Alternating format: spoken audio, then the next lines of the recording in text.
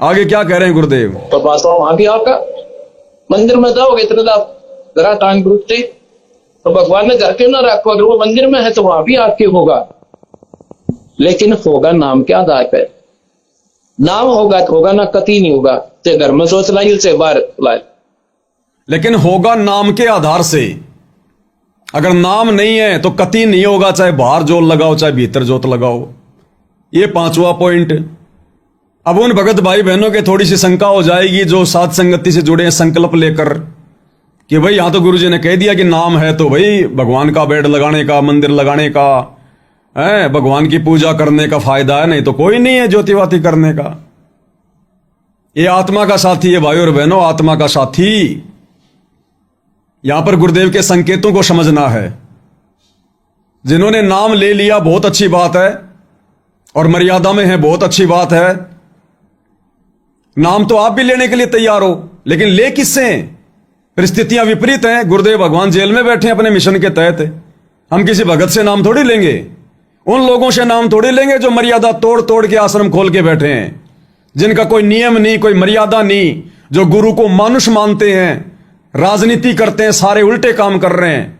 उन लोगों के द्वारा लिया गया नाम हमारा क्या काम करेगा? और विश्वास है कि भगवान पूरे विश्व को नाम देगा, पूरे विश्व को ज्ञान देगा, सबको जगा के जाएगा। तो इतना भी विश्वास होना चाहिए सबरी की तरह, जैसे सबरी ने रामचंद्र का इंतजार किया, हमने भी अपने गुरुदेव भगवान का विश्वास के साथ इंतजार करना चाहिए कि परमेश्वर आएंगे, जेल से बाहर भी आएंगे, दीक्षा भी देंगे। तो लेना तो सभी नाम चाहते हैं लेकिन नहीं ले पा रहे, मजबूरी है। तो यहां पर नाम का मतलब उन भाई बहनों के लिए है गुरुदेव से जुड़ जाना, संकल्प कर लेना। संकल्प कर लेना मतलब अपने गुरु से जुड़ जाना।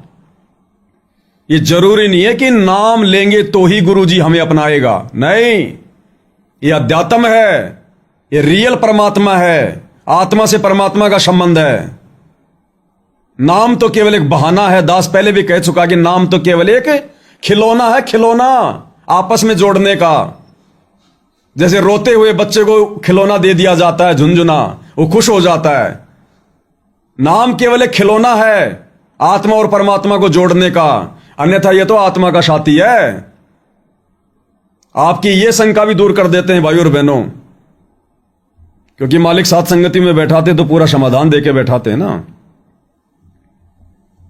एक छोटा सा सत्संग सभी भाई बहनों ने सुना होगा, जिसमें गुरुदेव भगवान ने एक बार अपने मुख कमल से जिक्र किया। और भगवान अपने मुख कमल से कोई सत्संग बता दे, कोई बात बता दे, वो कति झूठ नहीं हो सकती। साध वचन पलटे नहीं, पलट जाए ब्रह्मांड। गुरुदेव ने एक सत्संग में जिक्र किया कि एक बुढ़ी अपने दोहिते को लेकर आश्रम में आती है और उसने बताया, सारी कहानी बताई कि जी मेरा दोहिता छोटा सा था, 2-2.5 साल का, 3 साल का। मैंने तो नाम ले रखा था लेकिन इसके मम्मी पापा ने नाम नहीं ले रखा। वो केवल आपके सत्संग सुनते थे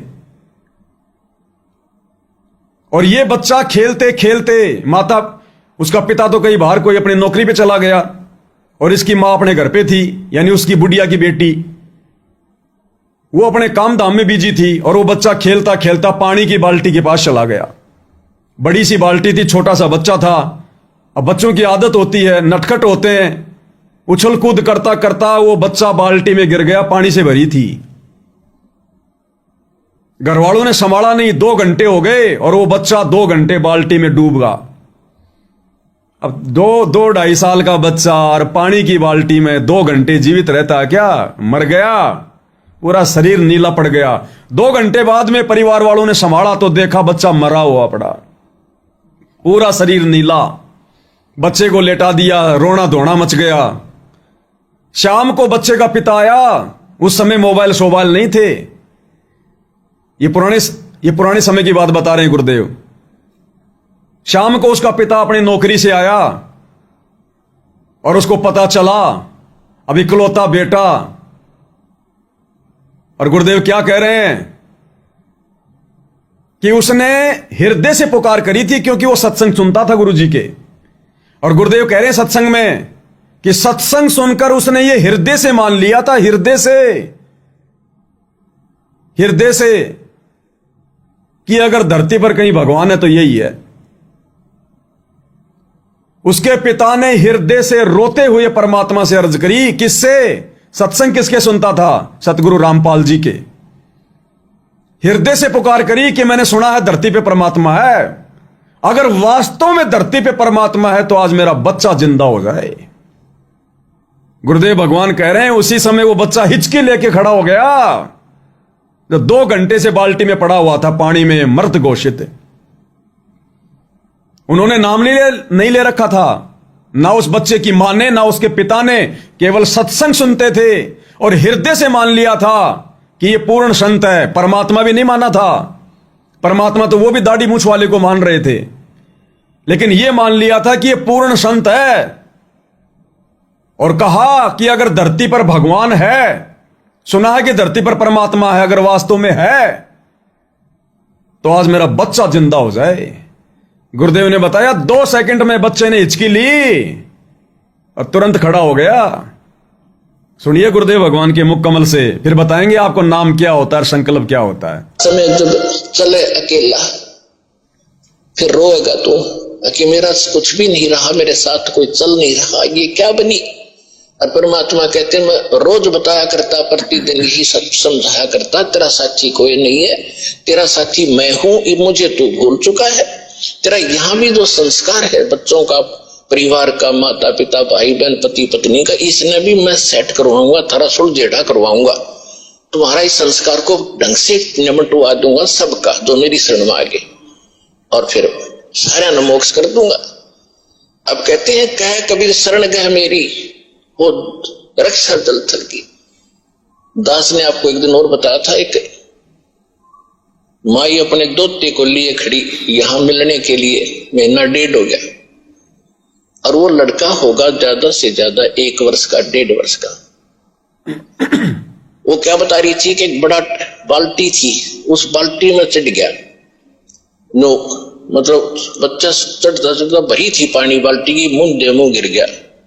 और हम कहीं बातें कर रहे थे, काम कर रहे थे, 4 घंटे के बाद वो बच्चा संभाला मरिया पाया। मेरा जो दामाद और मेरी बेटी सत्संग सुना करते, आपका नाम नहीं ले रहे थे, और उसमें भक्तों के चमत्कार ऐसी ऐसी लीला सुनकर वो गदगद हो रहे थे कि भाई। तो उस दिन उसके पिता ने यह पुकार करी थी, अगर भगवान जब सब कह रहे हैं और धरती पर भगवान है तो आज मेरा बालक जिंदा हो जाए।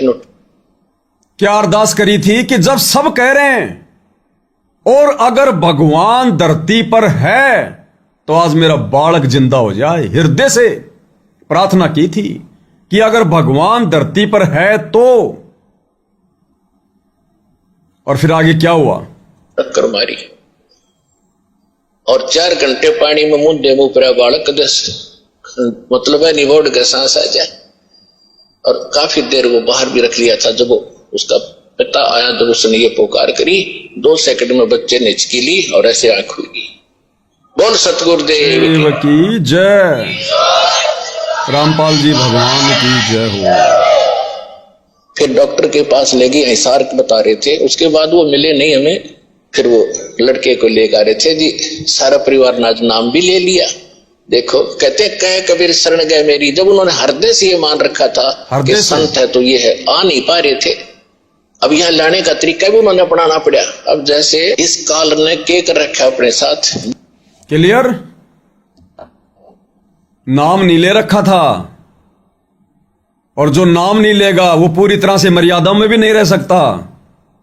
और केवल गुरु जी को संत मानता था, परमात्मा भी नहीं मानता था। और ये तीनों चीजें बहुत जरूरी होती है मानना। उसके बावजूद भी उसके हृदय की पुकार सुनी गुरुदेव ने और उसका मरा हुआ बच्चा जिंदा कर दिया। तो सत्सेवक तो भाई और बहनों गुरु को परमात्मा भी मान रहे हैं,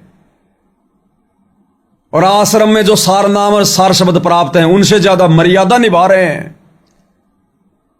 तो क्या परमेश्वर इनकी नहीं सुनेगा? क्या इनके साथ नहीं है क्या? इन आश्रमों से मर्यादा विहीन लोगों से नाम दीक्षा लेंगे तभी सुनेगा क्या भगवान? ये आत्मा का साथी है, आत्मा का साथी। बीच में किसी एजेंट की जरूरत नहीं, कोई दलाल की जरूरत नहीं।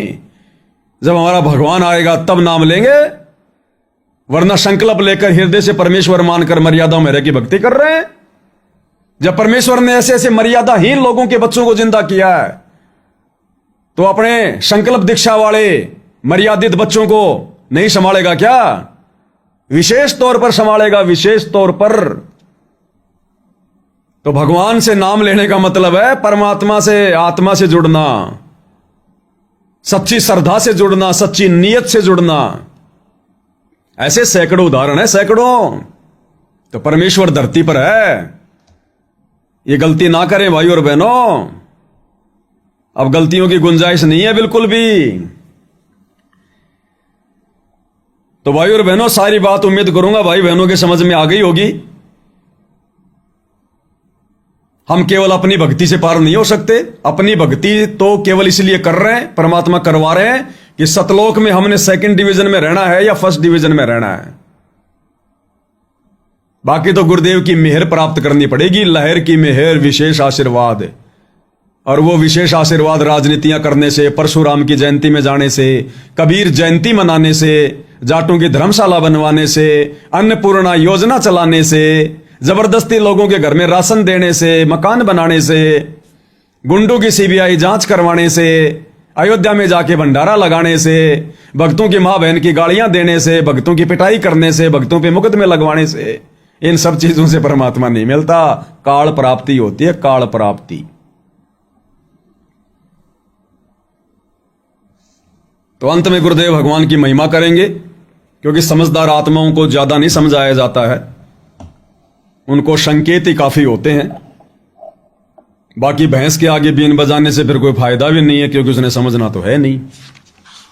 तो लास्ट में जो गुरुदेव भगवान ने पुस्तक छपवाई है, सतगुरु महिमा शब्द संग्रह, जिसमें गुरुदेव के कुछ शब्द हैं जिनको गुरुदेव ने अपने सत्संगों में अपने मुख कमल से हमें सुनाया है।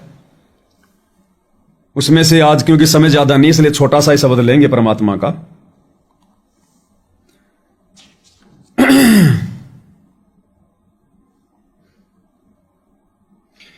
शब्द नंबर 16 और पेज नंबर 54। जग सारा रोग यारे, जिन सतगुरु वैद न जान्या। जग सारा रोग यारे। सतगुरु वैद, अध्यात्म वैद, भक्ति मार्ग का वैद, सतगुरु रामपाल जी भगवान, जिसने उनको नहीं जाना, उसको नहीं पहचाना, सतगुरु वैद को नहीं पहचाना। बंदी छोड़ सतगुरु रामपाल जी परमेश्वर जी की जय हो।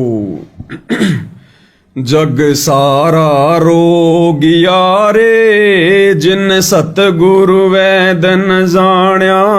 जग सारा रोगिया रे, जग सारा रोगिया रे, जिन सतगुरु वैद न जान्या। जग सारा रोगिया रे। ये सारा जग, ये सारा संसार रोगी है जन्म और मरण का। उस सतगुरु वैद की जानकारी के अभाव में, उस रियल आध्यात्मिक वैद सतगुरु की शरण में ना होने के कारण ये सारा का सारा जग इस काल के जन्म और मरण के चक्कर में पड़ा हुआ है। रोगी है, रोगी, ये भयंकर रोग है ये। भाई जन्म मरण का रोग लग्या है, या तृष्णा बढ़ रही खांसी। जन्म मरण का रोग लग्या है, तृष्णा बढ़ रही खांसी। आवागवन की डोर गले में पड़ी, काल की फांसी। जग सारा रोगिया रे, जिन सतगुरु वैद न जान्या। जग सारा रोगिया रे, जग सारा रोगिया रे, जिन सतगुरु वैद न जान्या। जग सारा रोगिया रे। भाई जन्म मरण का रोग लग गया है। 84 लाख योनियों में जन्मना मरना, और कैसे दुर्गति होती है आप और हमारी, कितनी बार हुई है, गिनती नहीं है। मनुष्य शरीर में भी कैसे कैसी दुर्गति होती है। कोई एरोप्लेन में जल जाता है, कोई बसों में जल जाता है, अंग भंग हो जाता है, कोई लड़ाई झगड़े में मर जाता है, कोई रोग से मर जाता है, कोई वैसे गरीबी में बेचारा दुखी होके मरता है। तो परमेश्वर कहते हैं जन्म और मरण का जो रोग है ना, ये पूरे संसार को लगा हुआ है, और सतगुरु वैद्य के बिना इसका उपचार सृष्टि में और कहीं नहीं है। भाई जन्म मरण का रोग लग गया है, या तृष्णा बढ़ रही खासी, और बिना इस ज्ञान के भौतिक चीजों की इच्छा, ये तृष्णा, इच्छाएं आगे से आगे बढ़ती रहेंगी हमारी, ये कम नहीं हो सकती। इन इच्छाओं को भी सतगुरु समाप्त करेगा। भाई सतगुरु मिले तो इच्छा मेटे, पद मिल पद समाना, चल हंसा उस लोक पठाऊं जो आदि अमर अस्ताना। इस काललोक की फालतू की इच्छाओं का, जो इच्छाएं हमारे को यहीं पर कर्म बंधनों में बांधती हैं, इन इच्छाओं को समाप्त भी सतगुरु ही करेगा अपने ज्ञान से, अपने तत्व ज्ञान से। या तृष्णा बढ़ रही खांसी, और आवागमन की डोर गले में। आवागमन जन्म लेके आना, मृत्यु होके जाना, पशु योनि में या मनुष्य योनि में, ये आवागमन की डोर गले में, या पड़ी काल की फांसी। जग सारा रोगिया रे, जिन सतगुरु वेद न जाण्या, जग सारा रोगिया रे। आगे क्या करें गुरुदेव भगवान, जो सच्चे सतगुरु को ना पहचान कर देखा देखी में भक्ति करते हैं, शास्त्र विरुद्ध साधना करते हैं, या सतगुरु की शरण में आने के बाद और सतगुरु के वचन को तोड़ के भक्ति करते हैं, भेड़ चाल में चलते हैं, तत्व ज्ञान को आधार नहीं बनाते, फिर अंत में उनके साथ क्या होगा। भाई देखा देखी गुरु शिष्य बन गे, किया न तत्व विचारा। देखा देखी गुरु शिष्य बन गे, किया न तत्व विचारा। गुरु शिष्य दोनों के सिर पर ये काल ठोके पंजारा। जग सारा रोगिया रे, जिन सतगुरु वेद न जाण्या, जग सारा रोगिया रे। जग सारा रोगिया रे, जिन सतगुरु वेद न जाण्या, जग सारा रोगिया रे। भाई देखा देखी गुरु शिष्य बन गए, किया न तत्व विचारा। भक्ति मार्ग को पकड़ने से पहले निष्कर्ष क्यों नहीं निकाला, भक्ति का आधार क्या है, उस चीज में क्यों नहीं गए, देखा देखी में क्यों भेड़ की पूंछ पकड़ ली। उनको परमात्मा लताड़ रहे हैं। ये जगत वाले आन उपासक, शास्त्र विरुद्ध साधना करने वाले, देखा देखी में भक्ति करने वाले, इनको तो परमेश्वर कह रहे हैं, लेकिन परमेश्वर इसके साथ साथ आप और हमें भी समझा रहे हैं, क्योंकि विशेष मर्यादा उनके भक्तों के लिए होती है, जगत के लिए नहीं होती।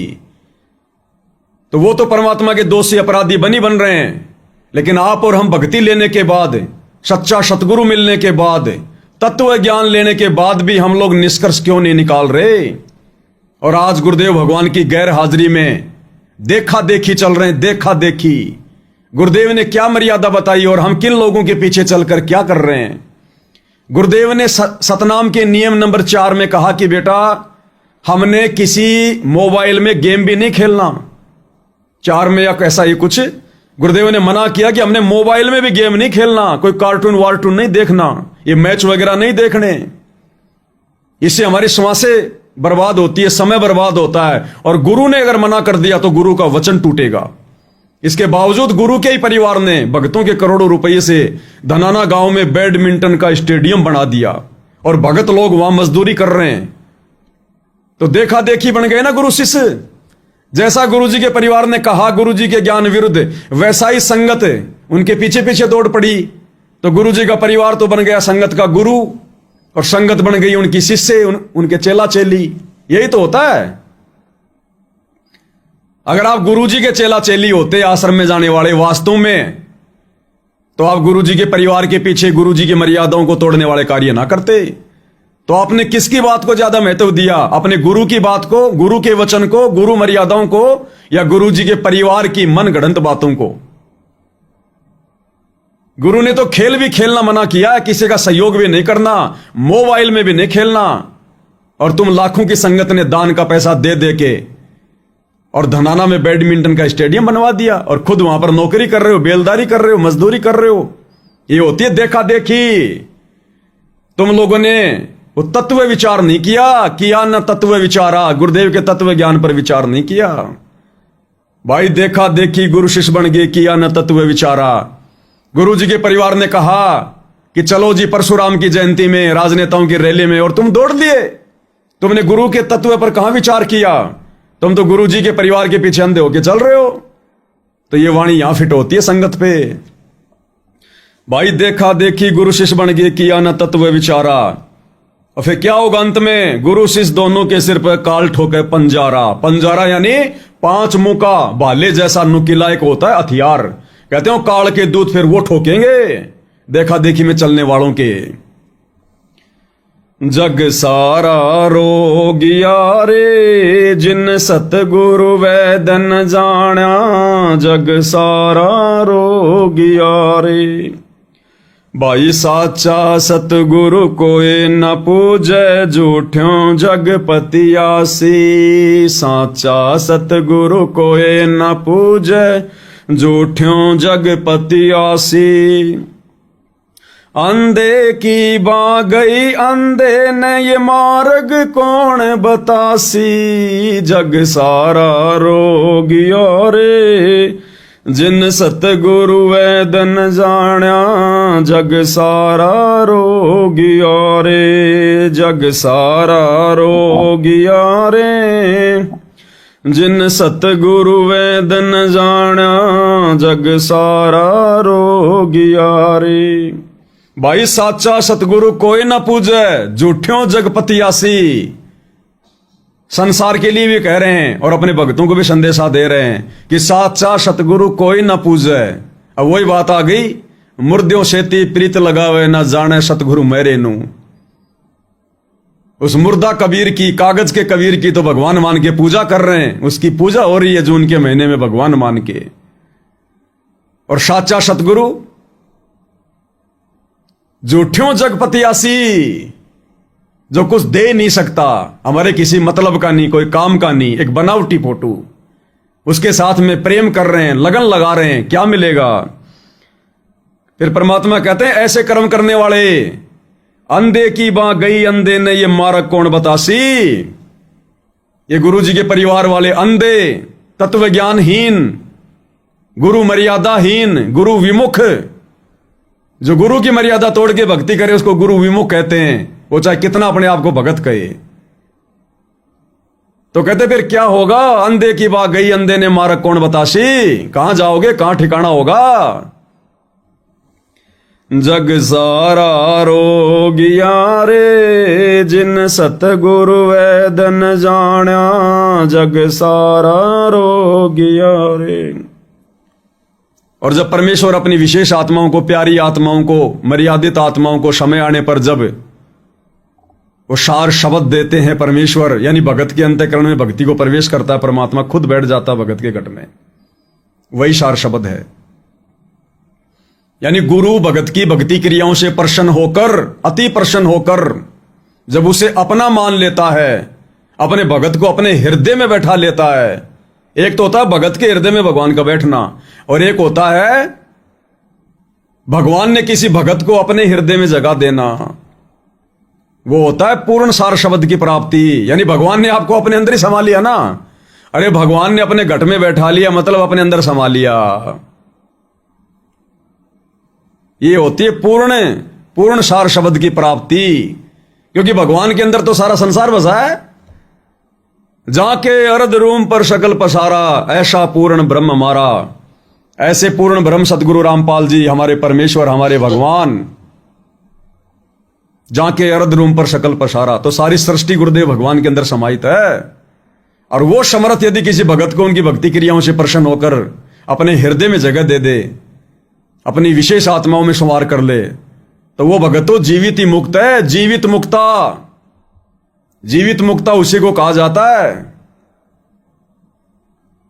तो आने वाले समय में गुरुदेव भगवान आप और हम आत्माओं पर यह दया बख्शेंगे, केवल सत्सेवक भाई बहनों पर। इसलिए परमात्मा आप और हमें एडी से लेकर चोटी तक तैयार कर रहे हैं कि मेरे हिसार जेल से बाहर आने से पहले पहले गुरु को परमेश्वर मानकर पूरी तरह समर्पित हो जाओ।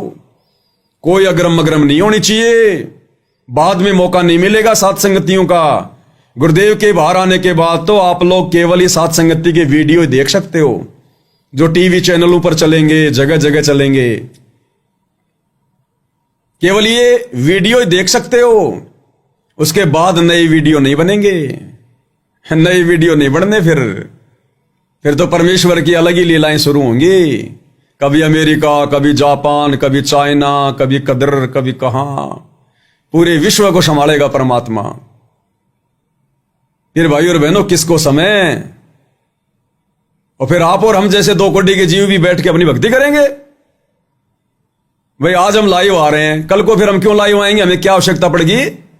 ये तो गुरुदेव ने अपनी गैर हाजिरी में हमारे थोड़े अच्छे कर्म बनवाने के लिए खड़ा कर रखा है।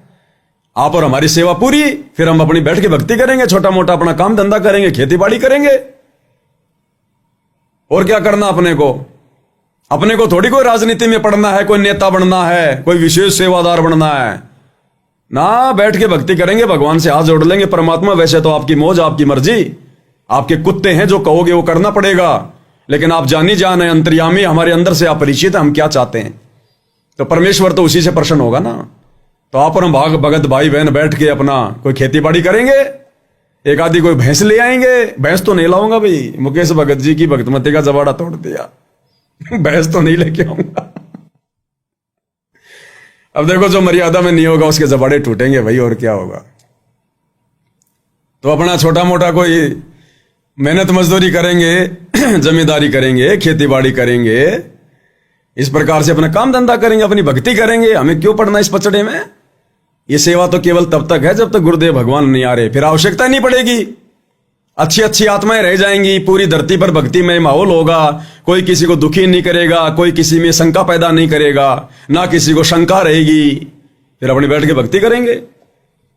तो परमेश्वर क्या कह रहे हैं फिर लास्ट में? उन्हीं आत्माओं को देंगे अपना असली परिचय। बाई सार शब्द सर जीवन बूटी, घिस घिस अंग लगावे। सार शब्द सर जीवन बूटी, घिस घिस अंग लगावे। फिर वो सार शब्द का घिस घिस के जाप करेंगे, घिस घिस के ये बूटी लगाएंगे। फिर अपनी भक्ति करेंगे, अपना दहेज जोड़ेंगे। दहेज जो सतलोक जाएगा, फिर इसकी कमाई करेंगे अपन। बाई सार शब्द सर जीवन बूटी, घिस घिस अंग लगावे। सार शब्द सर जीवन बूटी, घिस घिस अंग लगावे।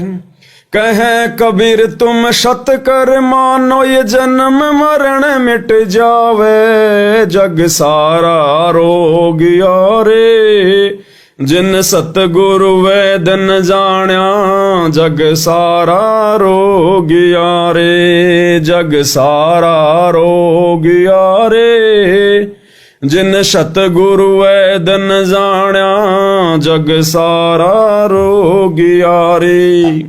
कहे कबीर तुम सतकर मानो, ये जन्म मरण मिट जावे। कौन कह रहा है? कबीर जी।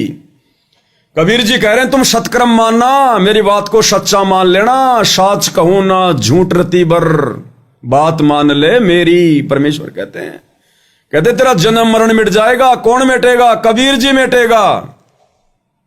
वो वैद कौन है? वो तबीब कौन है? तबीब यानी वैद।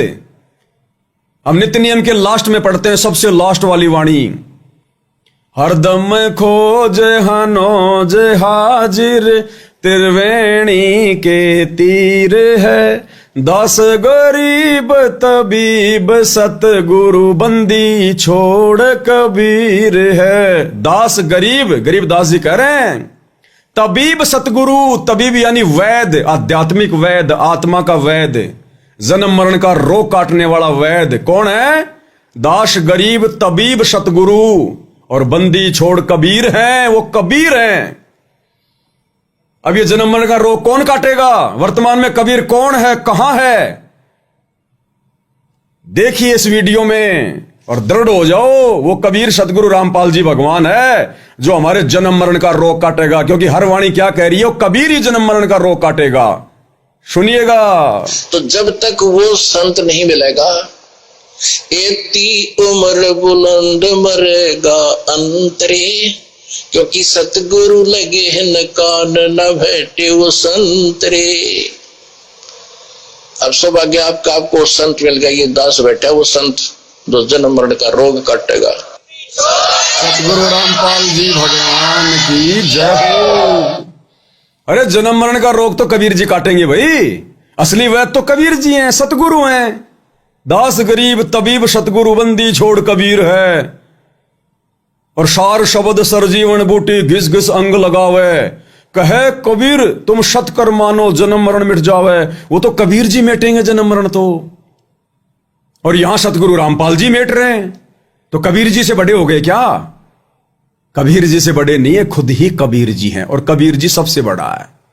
एक बार फिर से सुन लो, अब तो कम से कम विचार कर लो। और वो दाढ़ी मूंछ वाली नकली फोटो कबीर जी की समझे जाने वाली अपने घर से, अपने घट से, घर की दीवारों से, दरबार से और गले के लॉकेट से बाहर निकाल दो। आज एक भगत जी का फोन आया कि भगत जी वो घर से तो चलो निकाल देंगे, सवा सवा कर देंगे, जल प्रवाह कर देंगे, मेरे लॉकेट में भी दाढ़ी मूंछ वाली फोटो है, उसका क्या करूं? तो भाई और बहनों देखो, समझदार को संकेत काफी है। अरे जब हम सत्सेवकों ने उस दाढ़ी मूंछ वाली फोटो को सोशल मीडिया पर फाड़ फाड़ के दिखाया, और तुम उसको लॉकेट में निकालने से भी डर रहे हो। अरे वो मुर्दा है, निर्जीव है, कुछ नहीं कर सकती हमारा, वो भगवान नहीं है, परमात्मा नहीं है। उसके प्रति तो हमारी कोई श्रद्धा, कोई आस्था होनी नहीं चाहिए। उसको तो तुरंत निकाल के फेंक देना चाहिए। फिर भी आपको लगता है थोड़े बहुत अगर कमजोरी है तो किसी बहते हुए पानी में फेंक देना भाई। ये दास जब हिसार जेल में था तो मेरे साथ में एक दूसरा मेरे जैसा बेचारा, पता नहीं दोषी था निर्दोष था, दूसरे का तो अपन क्या कह सकते हैं, लंबा लंबा नाम था, वहीं का था, जाटों का लड़का, मेरे साथ ही रहता था, दोनों साथ ही रहते थे, मालिक की चर्चा भी करते थे, मैं तो ये सुनाता था वहां और क्या करता था। तो ये तो पता चली गया भाई ये सतगुरु रामपाल जी का भगत है। अब मैं जेल में लगभग 2.5-3 महीने रहा था, तो 10-15 दिन बाद में वो मुट्ठी को बंद करके लाया मेरे पास में, बोला देख मैं तेरे लिए क्या लाया हूं भगत जी। क्या लाए हो भाई? बोला आप गेस करो क्या क्या हो सकता है। हम यार क्या हो सकता, मैं क्या क्या क्या गेस करूंगा, बताओ क्या लाए हो तुम, मुझे क्या पता। तो उसने मुट्ठी खोली और कहीं से उसको गुरु जी का लॉकेट मिल गया, क्योंकि भगत भी तो जेल में है ना, भगत पहले भी जेल में थे और भी भगत जेल में हैं, उम्र कैद भी काट रहे हैं कई, तो मर्डर के मुकदमे में किए उन्होंने, मर्डर किए हैं। तो लॉकेट लेके आया जिसमें एक तरफ गुरु जी के और एक तरफ दाढ़ी मूंछ वाली। बोला देखो मैं आपके लिए क्या लाया हूं, आपके कबीर जी का। तो मैंने कहा इसमें कबीर तो एक ही है, दूसरा तो बेकार है, फालतू है। और मैंने उसी के सामने चक्कू पड़ा था वहां पर सलाद वलाद काटने के लिए, उसी के सामने मैंने वो कबीर जी वाली वो दाढ़ी मूंछ वाली, उसको मैंने झट से दूर कर दिया। और ऐसे दूर किया, वो झटके से वो जेल के उसे खिड़की से बाहर चली गई। अरे बोलो तुमने कबीर जी को बाहर फेंक दिया। मगो कबीर जी तो मेरे यहां है, कबीर जी तो मेरे मगो हाथों पे है। कबीर जी कोई बाहर फेंकने की जगह है क्या? वो तो नकली कबीर जी है, अपने आप ही चला गया। मैंने तो धीरे से किया था, वो तो दीवार से बाहर चला गया। तो बोला ये क्या कारण है? मगो ये कारण समझने के लिए समय चाहिए, जेल में थोड़ी समझ में आएगी तेरे ये कारण क्या। ये कारण जो बाहर बैठे हमारे भगत भाई बहन 20-20 साल से भक्ति कर रहे हैं, उनके समझ में नहीं आ रहा, तेरे कैसे समझ में आएगा? तो भाई और बहनों, हमने कोई वो नहीं करना, इसमें श्रद्धा भी नहीं रखनी बिल्कुल भी। वो तो कागज का टुकड़ा है, भगवान की तो मजबूरी थी उसको आगे करके दिखाना, क्योंकि गुरु जी को उस समय कोई कबीर नहीं मान रहा था। अब इतना ज्ञान दे दिया गुरुदेव भगवान ने, एडी से चोटी तक का। अब भी हमारी श्रद्धा रहेगी क्या उसमें? अगर जरा भी उसमें श्रद्धा रही, हमारी बात नहीं बनेगी, फिर बिल्कुल बात नहीं बनेगी। जैसे गुरु जी कहते हैं कि ये पुराने सत्संगों में कि नाम भी ले लेती थी माता बहनें, और फिर किसी के कहने से वो माता भी धोख लेती थी कि कदे वो माता कोई नुकसान कर दे। तो गुरु जी कहते उस माता ऊपर कुत्ता मुत्ता है, वो क्यों ना मर गईया, रे भोली सी दुनिया सतगुरु बिन कैसे सरिया। कि तू जिस माता से डर रही है, उस माता पे तो कुत्ते धार लगा के जाते हैं, पेशाब कर करके जाते हो, माता उन कुत्तों का टांग नहीं तोड़ सकती, और तू माता देखते हो साइड में होके चलो माता जी आ गई। तो भाई और बहनों, इन निर्जीव फोटो, कागज का टुकड़ा और दाढ़ी मूछ वाली कबीर की फोटो, हम उससे इतना डरेंगे कि हमारा कोई नुकसान ना हो जाए, तो फिर भक्ति क्या खाक करेंगे फिर हम? हाँ, असली कबीर, जिंदा कबीर सदगुरु रामपाल जी भगवान जब सिर पर बैठे हैं तो और किसी की क्या औकात भाई, अगर मर्यादा में रहेंगे, समर्पित रहेंगे तो। इसी को तो कहते हैं पतिव्रता पद की भक्ति। केवल एक, दूसरा कोई नहीं, चाहे भगवान भी आ जाओ। केवल एक, दूसरा कोई नहीं, चाहे भगवान क्यों ना आ जाए। सुना देता हूं आपको वो भी, यहां तो खजाना दे रखा है भगवान ने, खजाना। खुद कह रहे हैं गुरुदेव भगवान कि पतिव्रता पद की भक्ति किसे कहते हैं? केवल एक गुरु, दूसरा चाहे भगवान भी क्यों ना आ जाए। रिजेक्ट। तो भगवान कौन है? कबीर जी, दाढ़ी मूछ वाले। तो क्या कह रहे हैं गुरुदेव भगवान? ध्यान से सुनो भाई और बहनों। और जब आप पतिव्रता पद पर रह करके साधना करोगे, पतिव्रता पद का मतलब है केवल एक ही गुरु। पतिव्रता पद का मतलब क्या है? केवल एक ही गुरु, केवल एक ही गुरु से शब्द हैं भगवान के। पतिव्रता पद का मतलब क्या? केवल एक ही गुरु, दूसरा और कोई नहीं, चाहे भगवान भी क्यों ना आ जाए। और दूसरा पृथ्वी पर नहीं, चाहे भगवान भी आ जाए। ये मालिक कहते हैं गुरु गोविंद दोनों खड़े किसके लागू पाए, उन्हीं का आदेश है। दोबारा सुन लो भाई। और जब आप पतिव्रता पद पर रह करके साधना करोगे, पतिव्रता पद का मतलब है केवल एक ही गुरु, और दूसरा पृथ्वी पर नहीं, चाहे भगवान भी आ जाए। ये मालिक कहते हैं गुरु गोविंद दोनों खड़े किसके लागू पाए, उन्हीं का आदेश है। बताओ फिर किस बात का डरना? और फिर भी थोड़ा बहुत डर है तो बहते हुए पानी में डाल देना कहीं भाई और बहनों, कुछ नहीं होना जाना।